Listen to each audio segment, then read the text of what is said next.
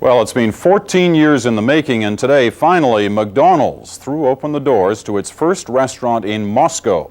And make no mistake, this was an event of major gastronomic proportions. Our Moscow correspondent Don Murray savored the cultural revolution that surrounds the Big Mac's arrival in Moscow. A feast in the time of plague. The words of Alexander Pushkin, Russia's greatest poet. In this new time of troubles, on the square that bears his name and statue, Pushkin now contemplates McDonald's. And the question is, was this the feast he wrote about? They opened what may be the world's largest hamburger stand this morning, and Pushkin's descendants crowded in. Their verdict on the feast was mixed. I don't like it at all, he says. It's not Russian. It's very beautiful, but I expected more, I think. This woman doesn't know what she just ate, but she says it was unusual and delicious. We're all hungry in this city, she says. We need more of these places. There's nothing in our stores or restaurants. If you're McDonald's with a restaurant that can serve up to 15,000 meals a day, how do you ensure that you don't run out of food, like everyone else? The answer lies in a Moscow suburb, a complete food processing plant, part of McDonald's $50 million investment here, where 14,000 buns per hour are baked, where 3,000 tons of potatoes are peeled and measured,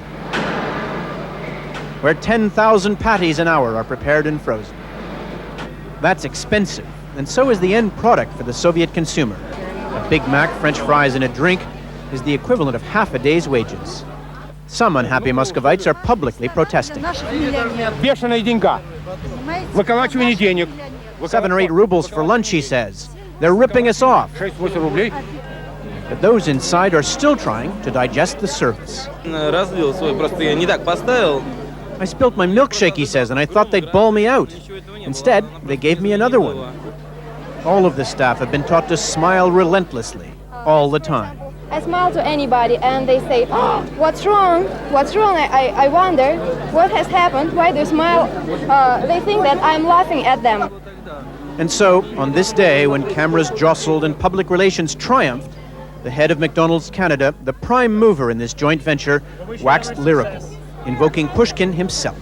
I think he'd probably write a magnificent poem saying that in this day and age, it's nice when the people can come out and get meat, bread, potatoes, and milk of the highest quality.